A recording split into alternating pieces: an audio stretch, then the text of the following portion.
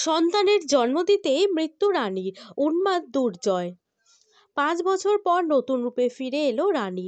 Star জলসার জনপ্রিয় ধারাবাহিক হলো তোমাদের রানী। এই ধারাবাহিকে দেখা যাচ্ছে যে রানীর স্বপ্ন অনেক বড়, ডাক্তার হওয়ার। কিন্তু এই স্বপ্ন পূরণের পথে বাধা হয়ে দাঁড়ায় তার ভালোবাসা। দুর্জয়কে ভালোবেসে ফেলে সে। তারপর তার বাবা জোর করে তার বিয়ে দিতে চাইলে দুর্জয়কে ভরসা করে বাড়ি থেকে বেরিয়ে আসে। এরপর দেখা যায় দুর্জয় তার সিঁথিতে সিঁদুর দিয়ে দেয়। বিয়ের পরে তার স্বপ্ন পূরণ করা একটু কঠিন হলেও এরপর তার স্বপ্নের পথে বাধা হয়ে দাঁড়ায় তার মাতৃত্ব।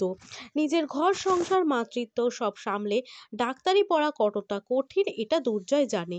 তাই সে রানীকে বোঝাতে থাকে একসাথে এই সব কিছু করা সম্ভব নয়। কিন্তু রানী এই সব কিছুকে চ্যালেঞ্জ হিসাবে নেয়। সে নিজের লড়াইয়ে এগিয়ে যায়। আর আস্তে আস্তে গল্পে দেখা যায় রানীর শাশুড়ি মা শুক্লা পজিটিভ হয়ে আসছে। সে রানীকে গার্ড করছে এবং রানীর স্বপ্ন পূরণে রানীকে সাহায্য করছে। অন্যদিকে দুর্জয় আর রানীর মধ্যে সামান্য ভুল বোঝাবুঝি সৃষ্টি হচ্ছে, আর তা থেকে তৈরি হচ্ছে মান অভিমান।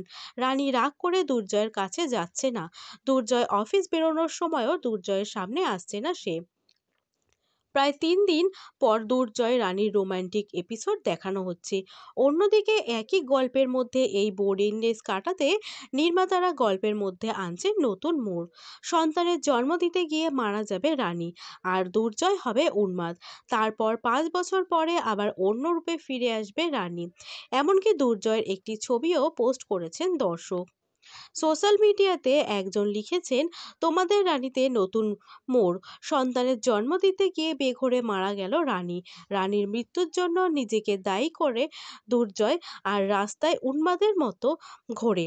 5 বছর পর নতুন রূপে ফিরে আসে রানী। এবার মস্তান দুর্জয় আর শহুরে রানীর গল্প কোন দিকে মোড় নেবে জানতে হলে চোখ রাখুন স্টার জলসায়।